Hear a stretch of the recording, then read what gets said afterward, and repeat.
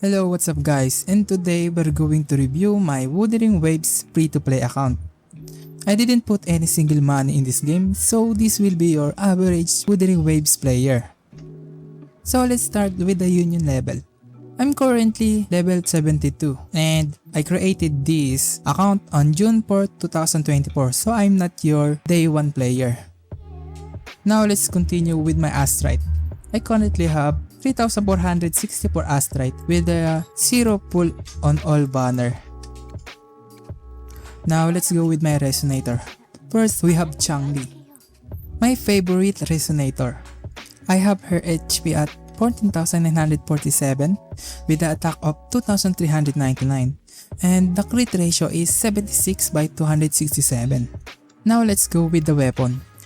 I'm using the Emerald of Genesis, the standard 5-star, because I didn't pull her signature weapon because there's really not much of significant on both weapon. Now let's go with her Echo. I'm using the Fusion set for her because it's the best set for her. I'm using Inferno Rider as the main Echo. And all of my Echo on xiangli have double crit substats. I'm using 1 attack and 1 elemental bonus for xiangli. Now let's go with her skill tree.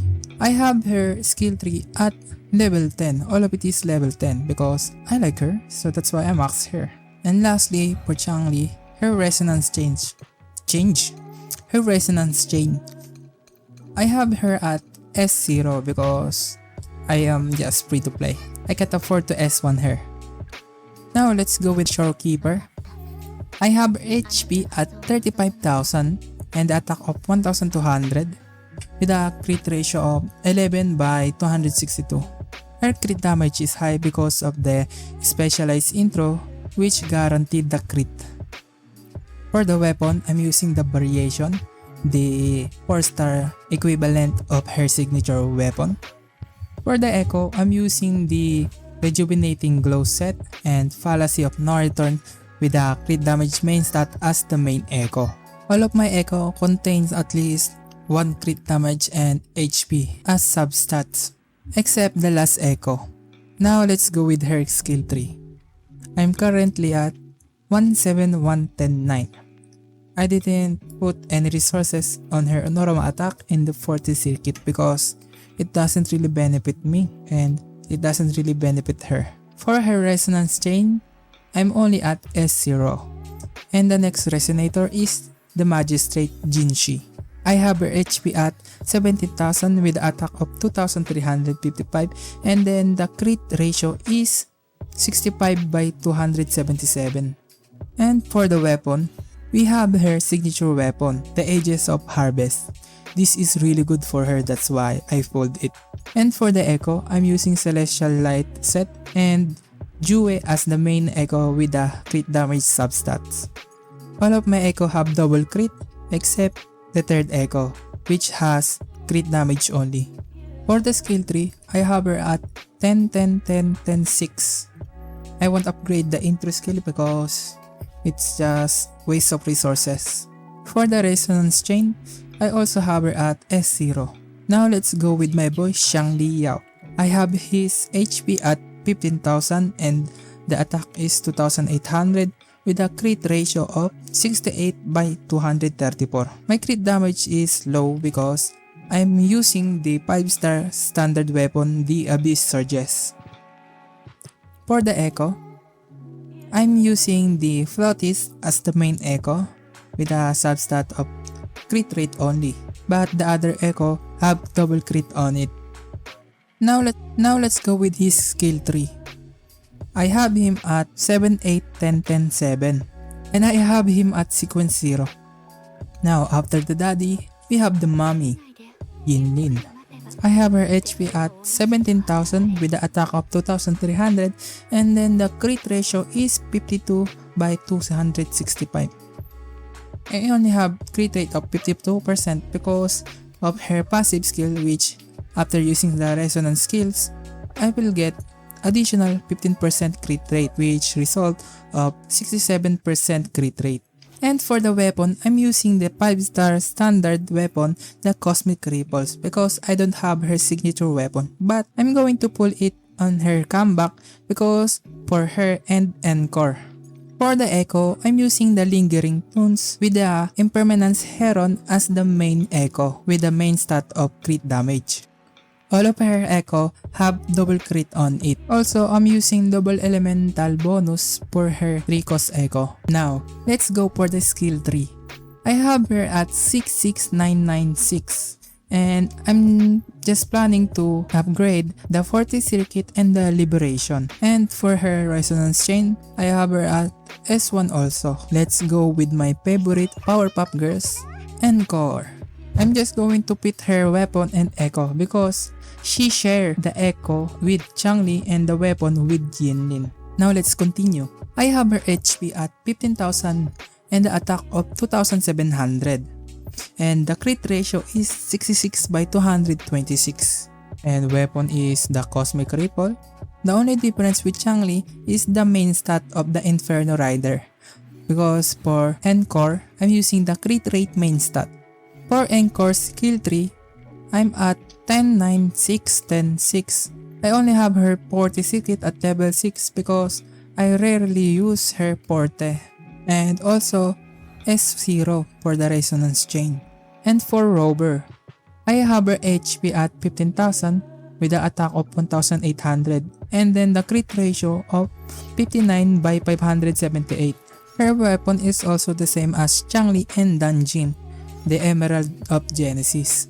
And for the echo, I'm using the Havoc set with Dreamless as the main echo with the crit damage as the main stats.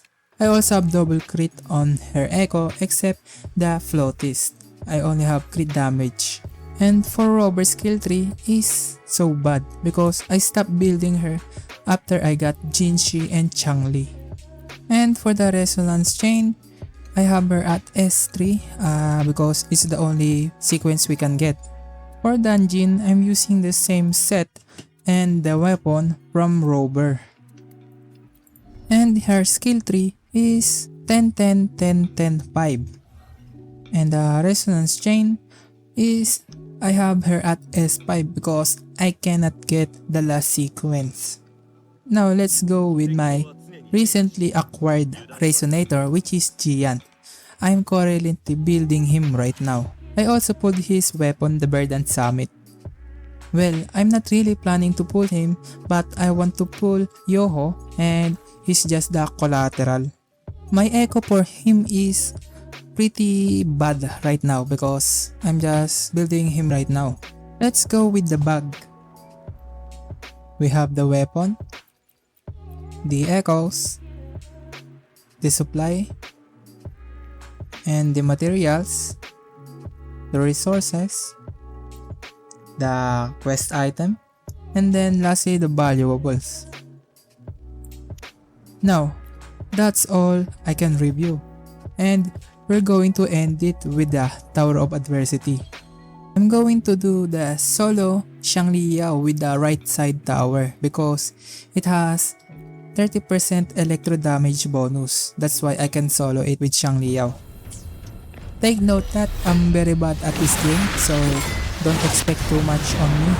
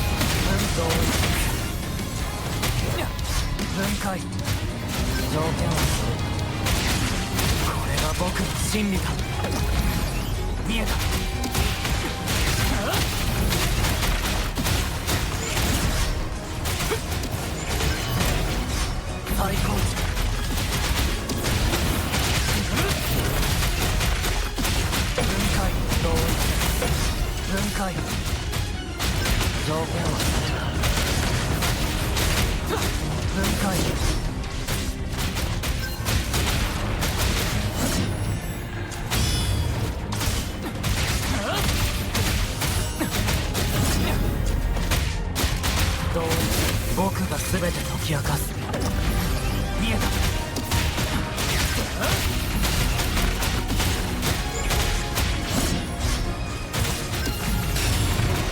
見えた。最高。条件は同一。損傷拡大。効率よく行こう。条件は揃った。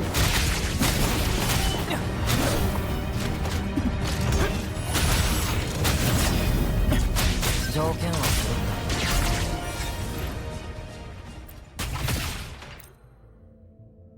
た。And that's it. Thank you for watching and see you next time.